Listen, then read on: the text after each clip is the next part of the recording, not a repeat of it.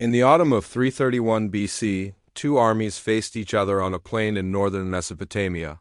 On one side stood the largest military force the ancient world had ever assembled.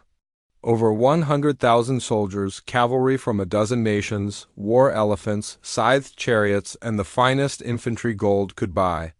Leading them was Darius III, King of Kings, ruler of the vast Persian Empire that stretched from Egypt to India, from the Mediterranean to the borders of the known world. On the other side stood 47,000 men, Macedonians, Greeks, and allies who had already marched thousands of miles from home. They were outnumbered more than 2 to 1. They faced an army fighting on its own chosen ground, prepared for months, positioned perfectly. Any reasonable commander would have seen the odds and retreated, but their leader was not reasonable.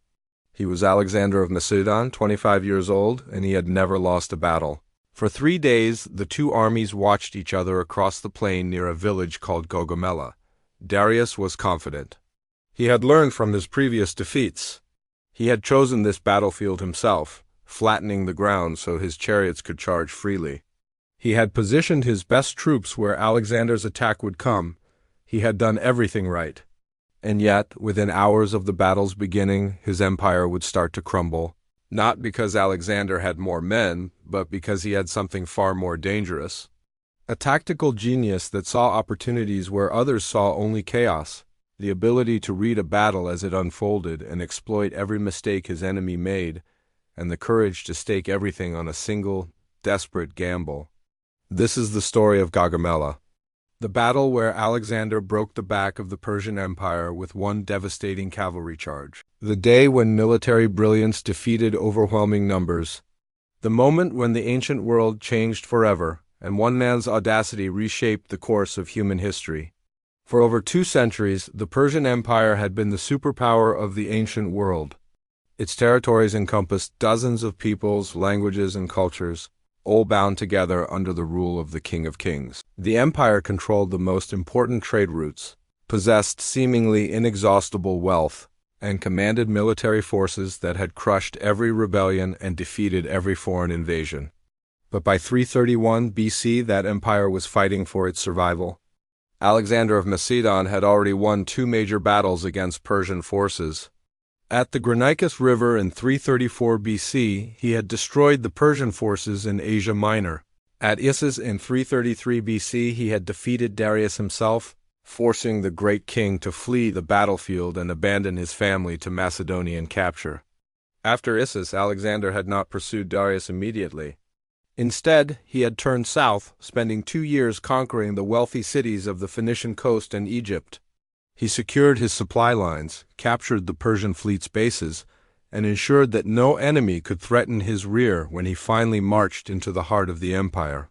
Darius used those 2 years well. He rebuilt his army, calling in troops from every corner of his vast empire. Cavalry came from Bactria and Sogdiana, fierce horsemen from the eastern steppes who were perhaps the finest riders in the world. Infantry arrived from Babylon, Syria, and Media. War elephants were brought from India, massive beasts that could terrify horses and break infantry formations. Greek mercenaries, veterans who understood Macedonian tactics, were hired at enormous expense. Most importantly, Darius chose his battlefield. He selected a broad plain near the village of Gaugamela, close to the city of Arbela in what is now northern Iraq. The ground was flat and open, perfect for cavalry maneuvers and chariot charges. Darius ordered his engineers to level the terrain even further, removing any obstacles that might impede his scythed chariots, vehicles with blades attached to their wheels designed to tear through enemy formations. The Persian king was learning from his mistakes. At Issus, he had been forced to fight in a narrow coastal plain where his superior numbers meant nothing and where Alexander's smaller, more maneuverable force could outfight him. At Gaugamela, there would be space for the full Persian army to deploy, to use its numbers to envelop and crush the invaders. By September 331 BC, when Alexander finally marched his army across the Tigris River and approached Gaugamela, Darius was ready. His scouts tracked the Macedonian advance. His army was positioned and waiting. He had numerical superiority, better ground, and months of preparation. Everything favored the Persians. Alexander knew all of this. His scouts had reported the size of the Persian army, the nature of the terrain, the presence of the scythed chariots. His officers were nervous. Some suggested a night attack to negate Persian advantages. Others counseled caution, perhaps seeking more favorable ground. But Alexander understood something his officers did not. Darius had to win this battle. If the great king lost again, his empire would collapse. But Alexander could afford to be patient, to wait for the perfect moment, to trust in his own genius and the discipline of his men. The Macedonian army that approached Gaugamela was one of the most formidable fighting forces in history. At its core were the Macedonian phalanx, heavily armored infantry wielding long sarissa pikes, trained to fight in tight formation, presenting a nearly impenetrable wall of spear points. On the right wing were the companion cavalry, the elite horsemen who fought alongside Alexander himself, nobles and warriors bound to their king by loyalty and the promise of glory.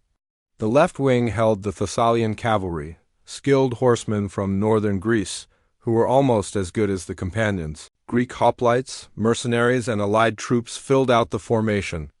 And behind the main line, Alexander positioned a second line, reserves that could defend against attacks from the rear or reinforce the front as needed. This army had marched together for years, fought together in a dozen battles, and developed an almost telepathic coordination. They trusted their commanders absolutely, and they believed in Alexander with a fervor that bordered on religious faith. They had seen him lead charges into impossible situations and emerge victorious. They had watched him solve tactical problems that would have defeated any other general. They followed him because they believed he was invincible. On the night before the battle, while the Persian army stood to arms in fear of a night attack, Alexander let his men sleep. He trusted his sentries to give warning if needed, and he understood that rested soldiers fought better than exhausted ones. When his officers came to wake him on the morning of October 1st, 331 BC, they found him sleeping so soundly they had to shake him awake. When asked why he was so calm, Alexander reportedly said that he was relieved. Before, when Darius kept retreating, finding him was the problem. Now Darius had finally stopped running and the matter could be settled. At dawn, Alexander surveyed the battlefield from a nearby hill. He could see the entire Persian army spread before him, a vast sea of soldiers, cavalry, and elephants stretching across the plain. Any other commander might have despaired at the sight. Alexander began planning how to destroy them. The Persian deployment was formidable. Darius positioned himself in the center, as was traditional for Persian kings, surrounded by his best infantry and his personal guard. To his left, he placed his strongest cavalry units, the Bactrians and Scythians, commanded by Bessus, the satrap of Bactria. On the right wing stood more cavalry and the Greek mercenaries. In front of the main line, the scythed chariots waited, ready to charge into the Macedonian phalanx. War elephants stood behind the line, their presence designed to intimidate and terrify. Darius's plan was straightforward. The scythed chariots would smash into the Macedonian phalanx, breaking their formation and creating gaps. The cavalry wings would then charge forward, enveloping the Macedonian army from both sides while the center advanced. With the Macedonians surrounded and their formation broken, Persian numbers would tell. It was a sound plan, and with the forces Darius commanded, it should have worked. But Alexander saw something Darius did not. The Persian line was long, stretched across the plain to prevent the Macedonians from outflanking it. That length meant it was also thin in places, especially where the various contingents joined together. And Darius had positioned himself in the center, the most visible position, but also the one from which it was hardest to control the wings of such an extended line. Alexander formed his army in an unusual formation. Instead of a simple line facing the Persians, he angled his entire formation to the right, as if marching diagonally across the front of the Persian army. He strengthened his right wing with the companions and his best troops. He positioned his left wing, under the command of Parmenion, his most experienced general, to hold defensive positions. And crucially, he created a large reserve force that could respond to threats from any direction. As the armies approached each other, Alexander continued marching to the right, moving away from the center of the Persian line. Darius watched with growing concern. If Alexander moved too far right, he would leave the prepared, flattened ground and reach rougher terrain where the scythed chariots could not operate effectively. More importantly, if the Macedonians shifted too far right, they might threaten the left flank of the Persian army. Darius made his first mistake. He ordered his left-wing cavalry, the Bactrians and Scythians under Bessus, to move further left to match Alexander's rightward movement. This stretched the Persian line even more and began to open gaps in the formation. Alexander saw the gaps appearing. He continued his rightward march, forcing the Persian cavalry to extend further. Darius grew increasingly nervous. His carefully prepared battlefield was being ignored. His extended line was developing vulnerabilities, and Alexander was not doing what any normal general would do, which was charge directly at the enemy's center. Finally, fearing that Alexander would escape the prepared ground entirely, Darius gave the order to attack. The scythed chariots rolled forward, their drivers whipping the horses to full gallop, the blades on their wheels spinning with deadly intent. It was a terrifying sight, over 200 chariots thundering toward the Macedonian line. But Alexander had prepared for this. As the chariots approached, the Macedonian phalanx did something the Persians did not expect. The tightly packed formation opened up, creating corridors between units. The chariots, unable to turn quickly at full speed, rolled through these corridors, most of them passing harmlessly through the Macedonian line. Those that did strike soldiers were met with javelins and arrows from light troops positioned specifically to deal with them. Horses were brought down, drivers killed, and the chariot charge, which was supposed to shatter the Macedonian formation, accomplished almost nothing. With the chariots neutralized, the cavalry battle began on both wings. On the Macedonian left, Parmenian's Thessalian cavalry engaged the Persian right wing. The fighting was fierce, and the Persians, with superior numbers, began to push Parmenian back. Messengers rode to Alexander requesting reinforcements. The left wing was in danger of being overwhelmed.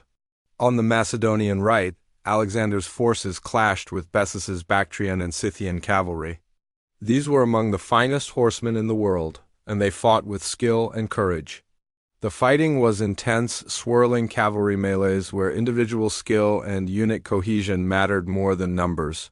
But Alexander was watching for something specific. As Bessus's cavalry moved further left to engage the Macedonians, and as the Persian center began to advance toward the Macedonian phalanx, gaps appeared in the Persian line. Between the Persian left-wing cavalry and the center infantry, a space opened up. It was not large, perhaps no more than a few hundred yards. But to Alexander's tactical genius, it might as well have been a highway into the heart of the enemy army. This was the moment Alexander had been waiting for, the opportunity he had been creating with his rightward march, the vulnerability he had forced Darius to create by overextending his line. Alexander did not hesitate. He turned to his companion cavalry, formed them into a wedge formation with himself at the point, and gave the order to charge. What happened next would be studied by military commanders for the next 2,000 years. Alexander led his cavalry at full gallop, not toward the Persian center where Darius stood, not into the mass of enemy soldiers, but toward that gap in the line.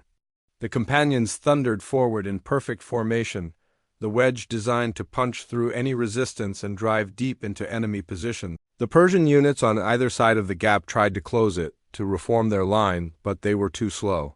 Alexander's cavalry crashed through the gap like a thunderbolt, wheeling left once through and charging directly toward the position of Darius himself. Suddenly, the King of Kings, who should have been safely in the rear directing his vast army, found Macedonian cavalry bearing down on him from an unexpected angle, bypassing his front-line troops entirely.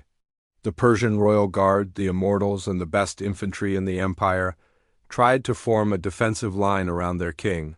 But they were infantry facing heavy cavalry in open ground, the worst possible situation.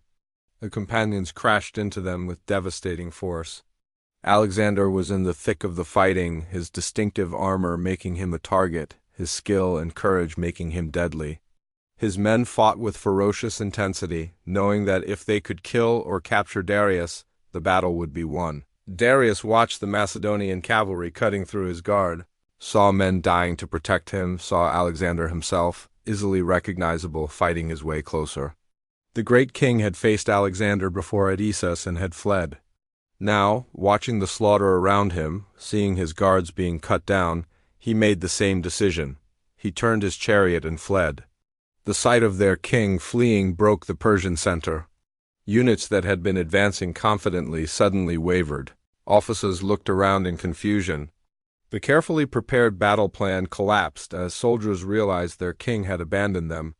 The Persian center began to retreat, slowly at first, then with increasing panic as the Macedonian phalanx pressed forward, but the battle was far from over. On the Macedonian left, Parmenion was in serious trouble. The Persian right-wing cavalry, unaware that Darius had fled, continued their attack. They had broken through parts of the Macedonian line, and some Persian cavalry units had ridden completely around the Macedonian flank and were attacking the baggage train in the rear. Parmenion sent urgent messages to Alexander, reporting that his wing was collapsing and requesting immediate support. Alexander faced a terrible choice. Ahead of him, Darius was fleeing.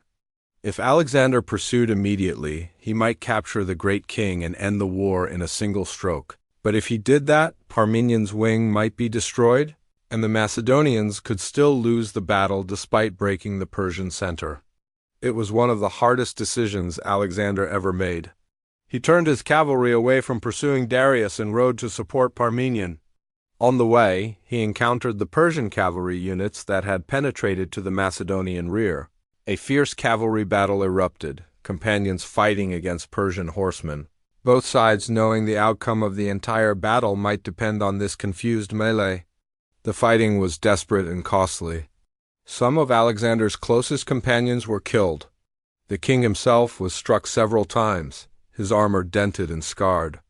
But the discipline and skill of the companion cavalry eventually prevailed. The Persian cavalry was driven off or destroyed, and Alexander reached Parmenion's position. His arrival changed everything. The Persian right wing, which had been on the verge of victory, suddenly found itself facing fresh, elite cavalry led by Alexander himself. Moreover, word had spread that Darius had fled. The Persian cavalry, no matter how brave, understood that the battle was lost. They began to retreat slowly at first, then more quickly as Macedonian pressure increased. By late afternoon, the entire Persian army was in retreat. The center had collapsed with Darius's flight. The right wing withdrew when Alexander arrived. The left wing, Bessas's Bactrians and Scythians, seeing the rest of the army fleeing, withdrew in good order, protecting themselves but abandoning the battlefield. The retreat became a rout. Persian soldiers threw away their weapons and ran. The Macedonians pursued, cutting down fleeing troops, capturing standards and equipment, pressing the advantage. The pursuit continued until darkness made it impossible to continue. Alexander then gave up the chase and ordered his army to make camp. The casualties told the story of the battle. Persian losses were catastrophic. Ancient sources, which certainly exaggerate, claim 40,000 to 90,000 Persian dead. Modern historians estimate probably 30,000 to 50,000 Persians were killed or captured, along with most of their equipment and supplies. Macedonian losses were remarkably light, perhaps 500 to 1,000 killed, though many more were wounded. More important than the casualties was what the battle meant. Darius had staked everything on Gaugamela. He had assembled the largest army possible, chosen the perfect battlefield, prepared for months. And he had lost, decisively, humiliatingly, in a way that destroyed his credibility as a war leader. After Gaugamela, the great king would never again command an army in the field. Alexander, in contrast, had confirmed his reputation as a military genius. He had taken an outnumbered army, faced it against overwhelming odds, and won through tactical brilliance and personal courage. The oblique approach, the gap in the lines, the devastating cavalry charge, these would be studied and imitated by generals for millennia. In the days after the battle, the consequences became clear. Babylon, one of the greatest cities in the world, opened its gates to Alexander without resistance. The Persian treasury at Susa surrendered, giving Alexander enough gold to fund his campaigns for years. Persepolis, the ceremonial capital of the empire, fell within months.